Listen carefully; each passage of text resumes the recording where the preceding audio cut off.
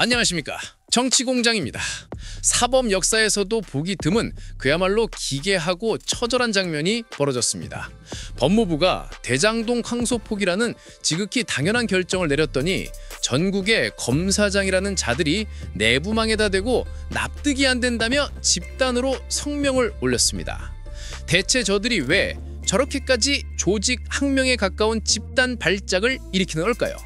그 이유는 단 하나, 바로 정부가 꺼내든 항명검사, 평검사 전보 및 형사처벌 검토라는 무서운 칼날 때문입니다. 오늘 정치공장은 대장동 녹취록 조작이라는 원죄를 숨기기 위해 마지막 발악을 하는 정치검찰들의 숨통을 이재명 정부가 어떻게 조이고 있는지, 그 살벌한 조작검찰 대청소 작전의 전말을 낱낱이 파헤치겠습니다. 정부가 발표한 이번 조치, 이건 말 그대로 검찰 조직을 뒤흔드는 지진입니다. 계획부터가 살벌합니다. 저들이 지금 믿는 구석이 뭡니까? 검사는 공무원이지만 집단행동금지법에서 예외다! 이거 하나 믿고 덤빈 겁니다. 하지만 법무부가 칼을 빼들었습니다. 검사장 지휘권 박탈, 전원 평검사 전보, 감찰 착수, 그리고 형사처벌까지 검토. 이게 무슨 뜻입니까? 윤석열 정부 시절 우리는 성역이라며 아무도 건드리지 못했던 그 특권의식, 바로 그 특권의 심장부에 칼을 꽂겠다는 대숙청 예고입니다. 과거 다른 공무원들이 집단 행동했을 때 저들이 얼마나 냉혹했습니까? 그런데 이제 와서 자기들이 당하니까 법치 파괴라고요? 웃기는 소리입니다. 이건 보복이 아니라 늦게나마 최소한의 균형을 회복하는 첫걸음입니다. 저 검사장들이 항소포기 따위로 물타기를 시도하는 진짜 이유, 바로 검찰이 대장동 사건의 조작 공범이라는 스모킹건이 터져나왔기 때문입니다. 바로 정영학 녹취록 조작 의혹입니다. 보십시오, 이게 실수입니까? 원본에 없던 용의하고는 표현을 기워넣어 김영천 부원장을 엮었습니다. 나무기가 최창희 형이라고 말한 걸 실장님으로 바꿔 정진상 전 실장을 겨냥했습니다. 심지어 위례신도시라는 말을 어르신들로 표기해 이재명 대통령을 대장동 몸통으로 만들려 했습니다. 이걸 속기사가 우연히 잘못 들었다고요? 지나가는 개가 웃을 일입니다. 이건 단순 실수가 아니라 방향이 분명한 편집이자 정치 기소를 위한 증거 조작입니다. 녹취록을 법원에 낸 어미준 검사, 지금도 속기사들이 각자 들리는 대로 썼다며 조작 의혹을 부인하고 있습니다. 이게 말입니까? 막걸리입니까? 중요한 증거를 법원에 내면서 원본과 검찰 편집본이 다른지 검토조차 안 했다? 그럼 중대한 직무태만입니다. 만약 차이를 알고도 정치적 목적에 맡겨놨다면 그건 의도적인 조작입니다. 어느 쪽이든 중대한 비위 아닙니까? 이런 자들이 나중에 변호사로 개업해서 법정에서 다시 정의와 인권을 떠드는 모습을 우리가 봐야 합니까? 저런 자들은 당장 변호사 자격까지 박탈해야 한다는 목소리가 나오는 이유입니다. 시청자 여러분, 법무부의 항소포기가 저들의 녹취록 저작이라는 급소를 찔렀습니다. 정부의 평검사 전보와 형사처벌 카드가 저들의 숨통을 조이고 있습니다. 저 검사장들이 법치가 무너졌다고 소리를 높일수록 우리가 바로 그 법치를 무너뜨린 조작범이라고 스스로 정체를 드러내는 꼴입니다. 이 싸움의 결말 이미 정해졌습니다. 조작검사 형님들, 녹취록 한두 줄 거쳐서 이재명 대통령 엮고 정치 공작할 땐 좋았습니까? 국민들이 그렇게 우스웠습니까? 당신들이 법 위에 군림하던 시대 끝났습니다. 진실의 힘을 믿습니다. 정치공장이었습니다. 감사합니다. 그리고 대장동 항소, 소동, 소란, 이거 이번에는 그냥 안 넘어갈 거라고 제가 처음부터 얘기했는데, 대통령이 직접 SNS를 했어요. 신상필벌은 조직 운영의 기본이다. 대통령 의중이 그래요. 그래서 전보, 감찰, 수사 다 한다는 거 아닙니까? 그렇습니다. 경향신문에 따르면 정부 여당은 집단 항명한 검사장에 대해 형사처벌과 감찰 징계, 전보 조치 방안을 검토 중이라고 합니다. 검사장, 지청장이 몇 명입니까, 대상이?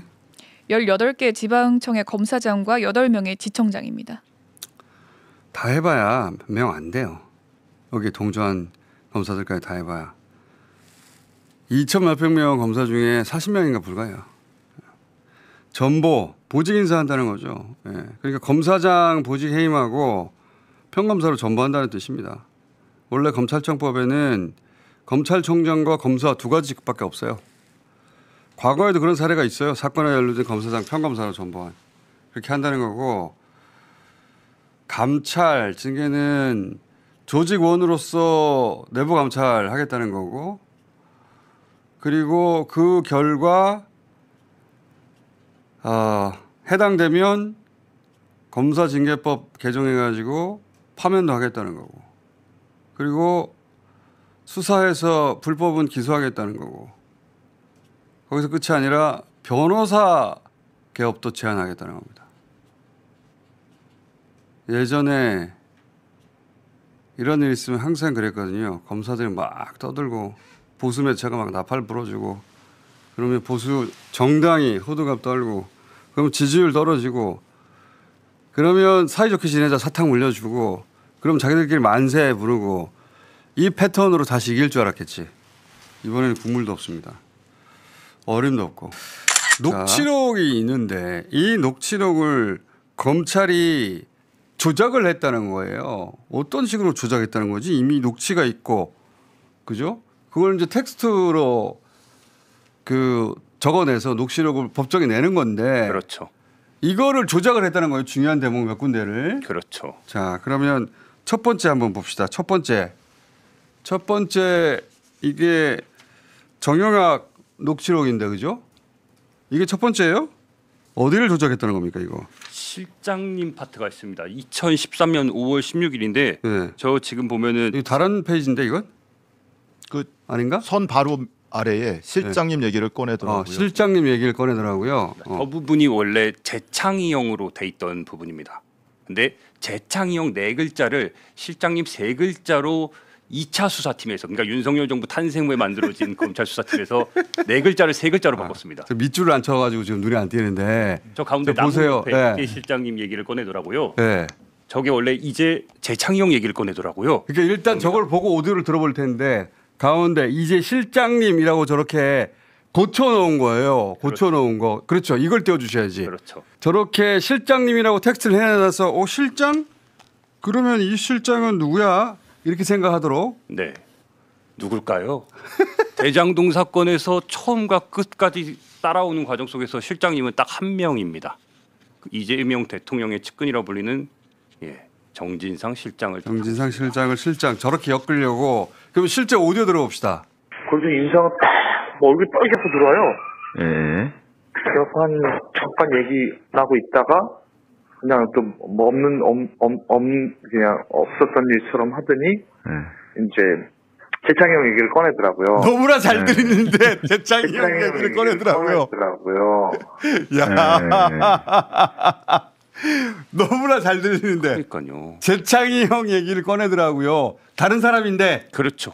저거를 실장님 얘기를 꺼내더라고. 와, 이게 진짜 나쁜 새끼들이네. 네 글자가 세 글자로 바뀌었는데 그래서 정말 열심히 들어봤어요. 대체 재창형이 실장님인가 뭐 어디 법무법인에서 일하는 실장님인가 이런 생각까지 들었어요. 아니 근데 재창형 지금 글자 안 써 있고 그냥 실장님 그 텍스트를 눈으로 본 상태에서 듣잖아요. 저희 와이프한테 들려줬는데 실장님이네 이렇게.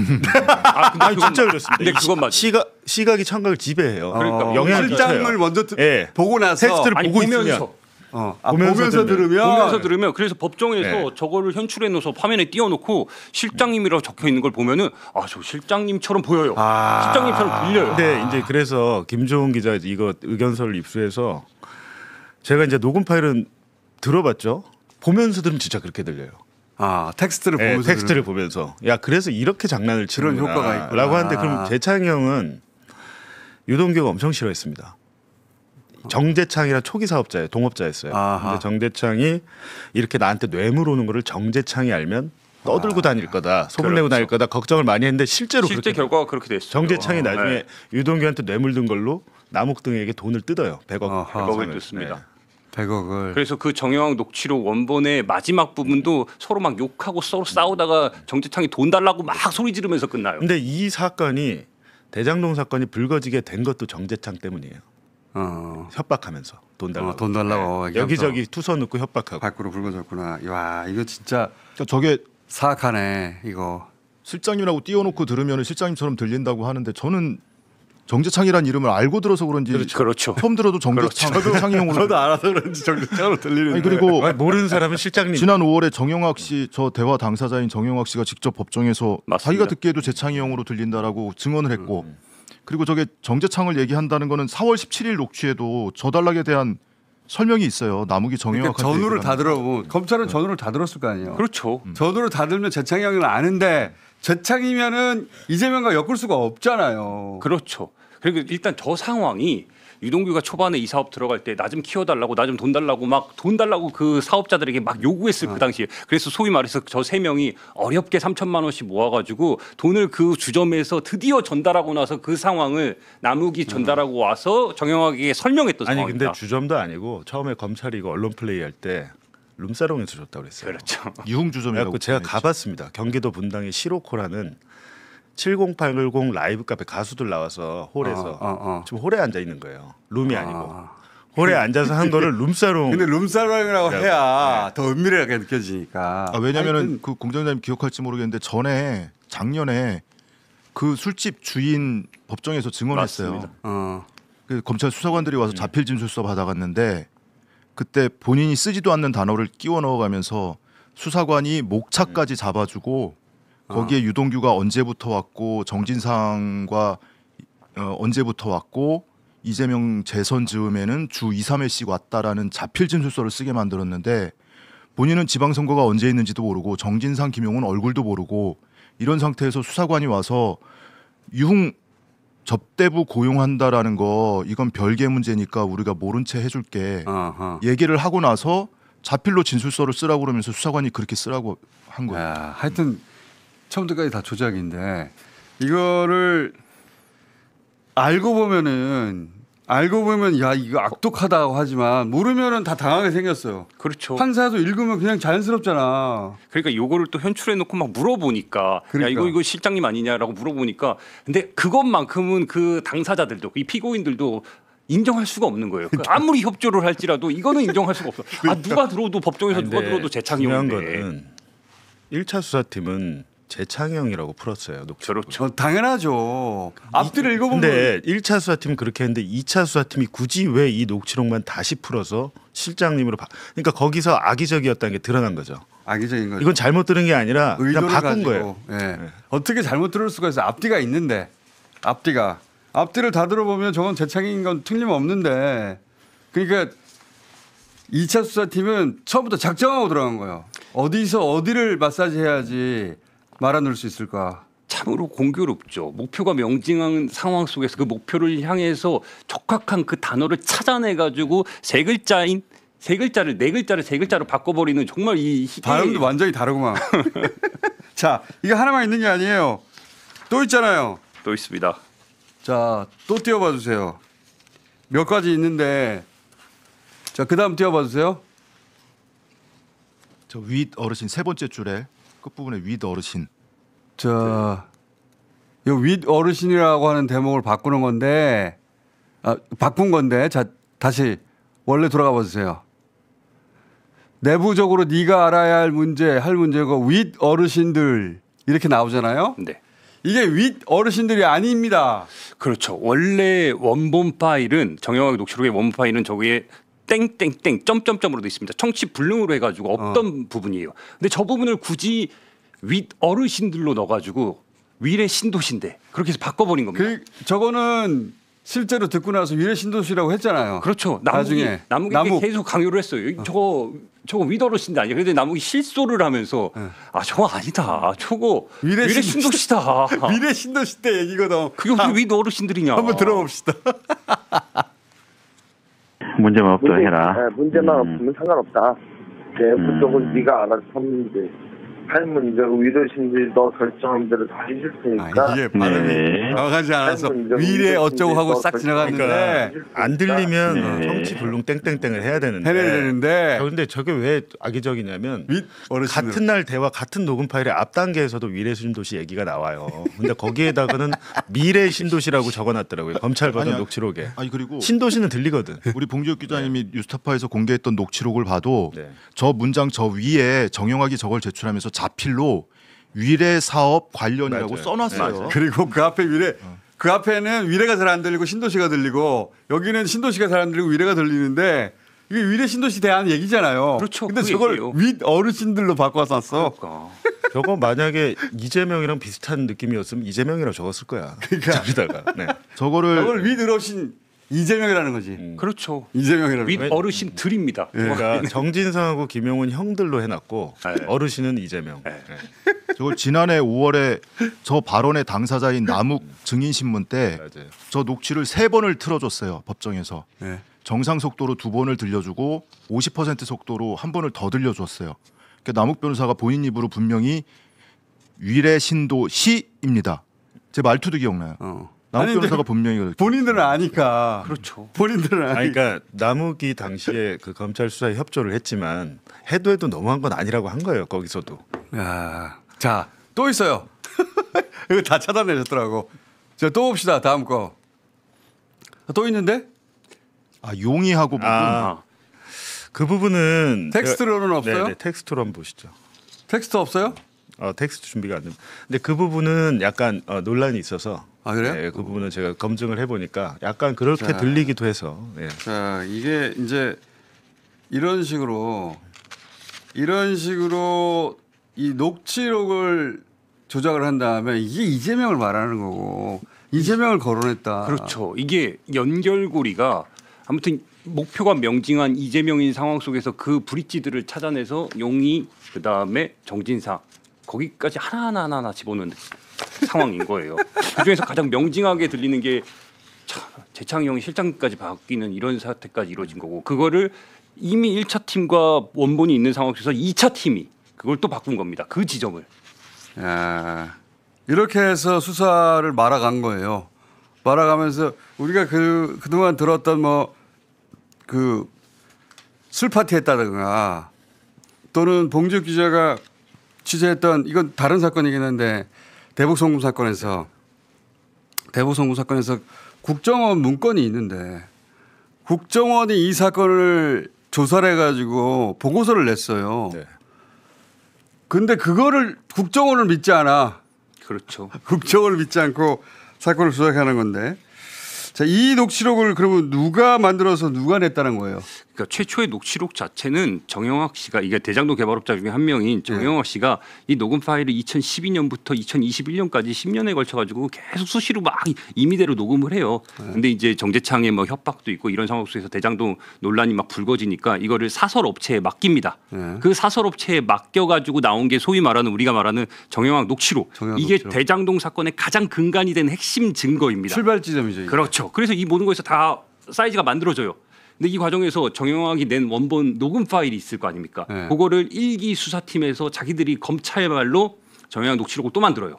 이렇게 해서 두 가지 버전이 우리가 다 있는 줄 알았어요. 그런데 이번에 정영학 의견서를 입수해서 보니까 웬걸 2차 수사팀에서 이 재창이 형을 실장님으로 바꾼 세 번째 버전이 세 번째 버전이. 근데 부분적으로 자기들은 만들었다고 하더라고요. 그거를 부분적으로. 그러니까 더 그러니까 문제인 거지. 전체를 다시 한 것도 아니고. 그래서 이제 그거를 당사자가 이거를 이 녹음 새롭게 만든 2차 버전이 만든 거를 법원에 또 제출이 됐어요. 그래서 그 문건의 제일 앞에 그 검사가 엄희준이라고 적혀 있고. 그거 엄희준이에요? 그렇습니다. 엄희준으로 돼 있고 피고인이 1번 이재명, 2번 정진상으로 돼 있어요. 그래가지고 엄희준으로 써서 냈어요. 엄희준이 그 유명한 엄희준. 네, 그 유명한 엄희준이 팀장이었죠. 그렇죠. 당시에 반부패 일부의 팀장이었죠.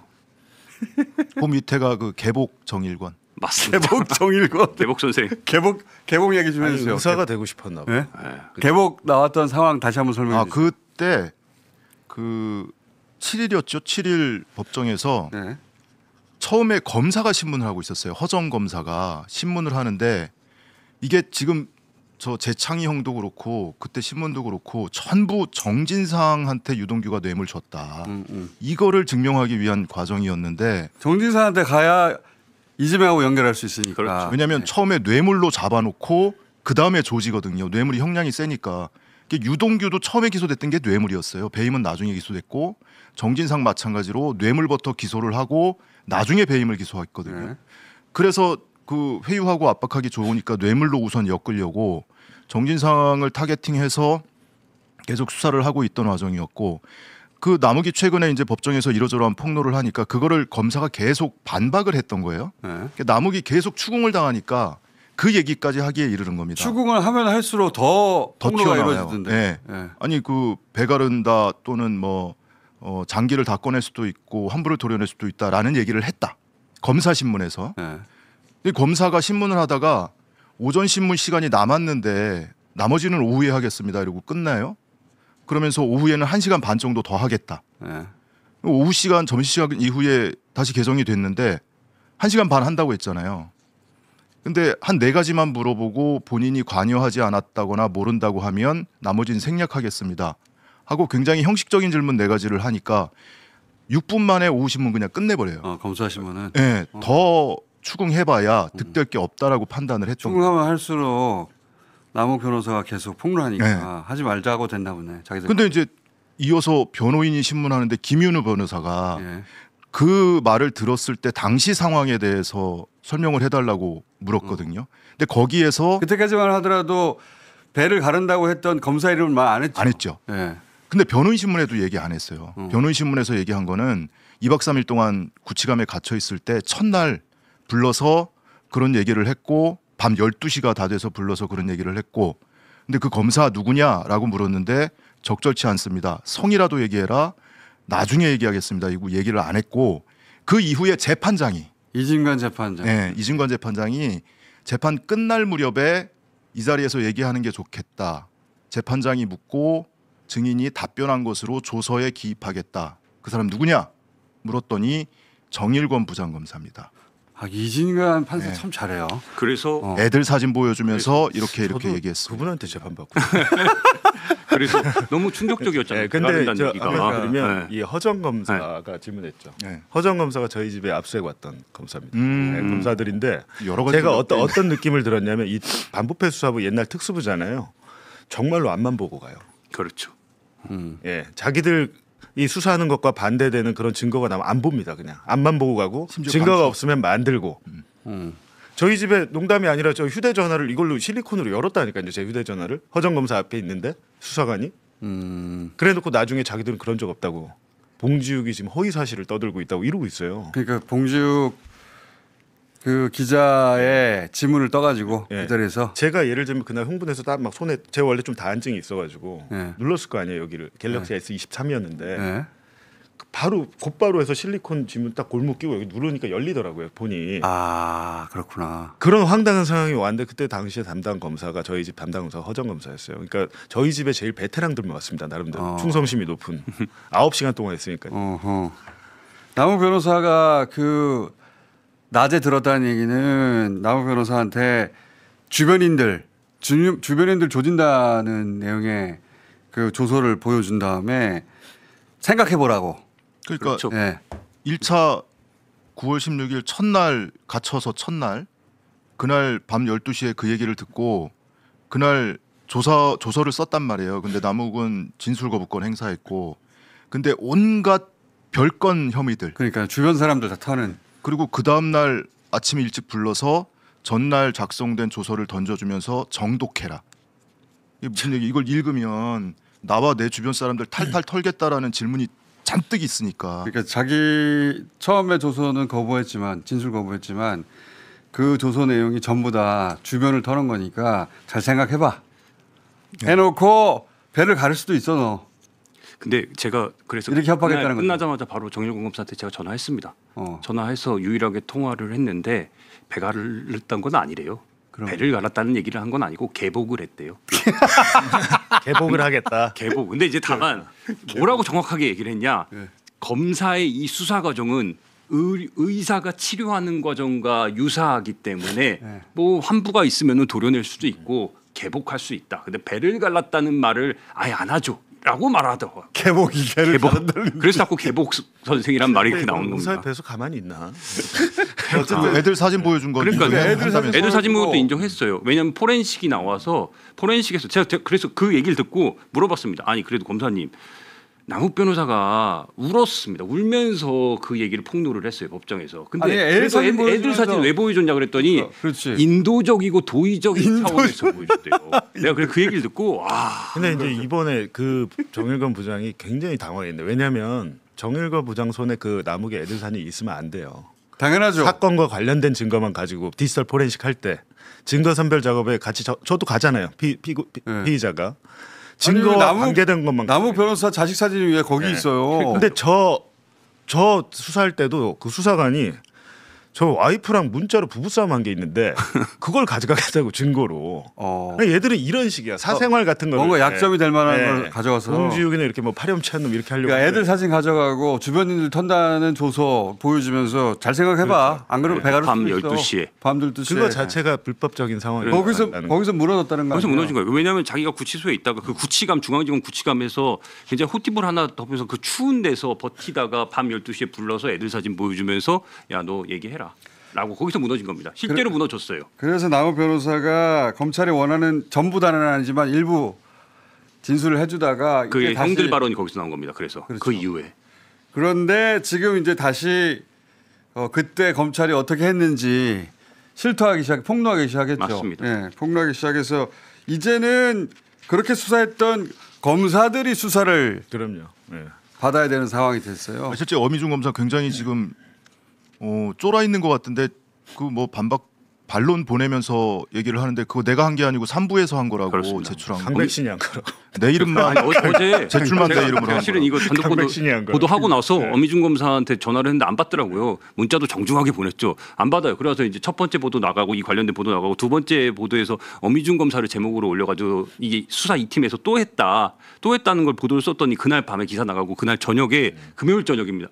금요일 밤에 연락이 오더라고요. 682자로 된 장문의 연락이 와요.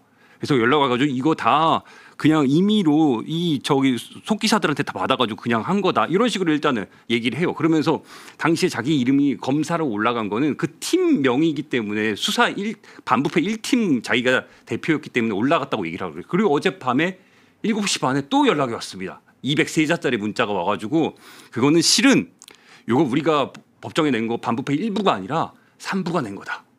라고 얘기했어요. 근데 3부가 냈는데 왜 자기 이름 올렸어요? 아니 그러니까 같은 그때 당시에 활용한 어미준 거죠. 수사팀장이었으니까. 그러니까 어미준은 1부, 3부는 강백신입니다.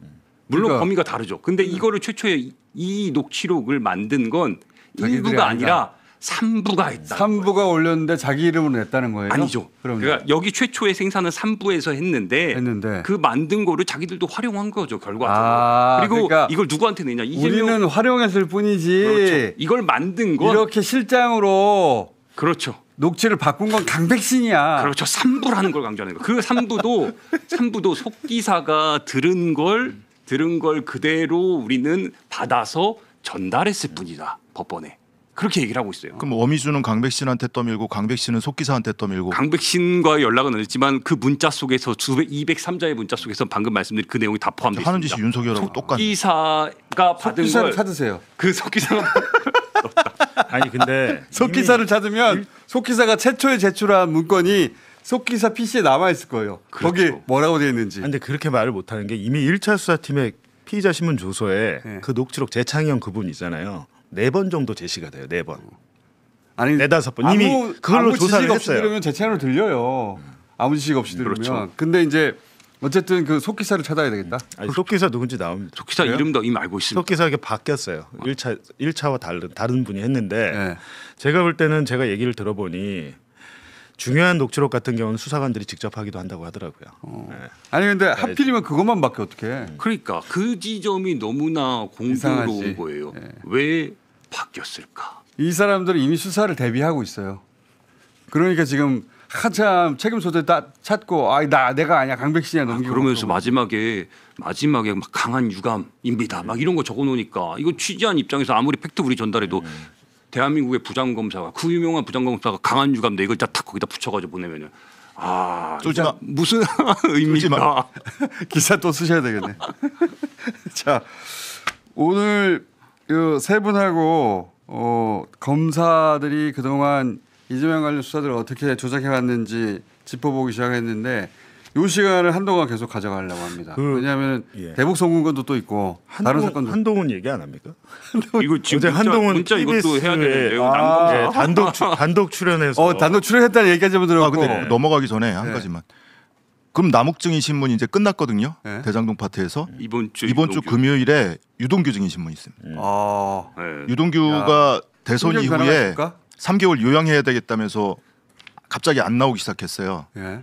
근데 이제 남욱 끝나고 본인들 본류 사건 재판 선고 끝나서 이번 주 금요일에 유동규 증인 신문이 예정돼 있습니다. 심경 변화가 있을까? 아주 궁금하지. 유동규 씨가 심경 변화가 있으면 난리 나는데. 근데 저는 없을 것 같아요. 유동규 씨는 너무 멀리 본인이 생각하고 있는 게 어디서 어디까지 진실이고 어디서 어디까지가 허위인지를 스스로 헷갈리는 그 지경까지 가지 않았나 싶어요. 맞아요. 법정에 나와서 본인 스스로 헷갈려 네, 하더라고 네. 이제는. 근데 다만 남욱이 굉장히 억울해한다고 지금 말을 하니까 자기는 3년 받을 거 생각했는데 지금 8년 나온 상황이라 굉장히 힘들어한다고 말한 상황이라 이 상황이 과연 변수로 본인은 끝났다고 발생할지. 생각하고 있었죠. 네.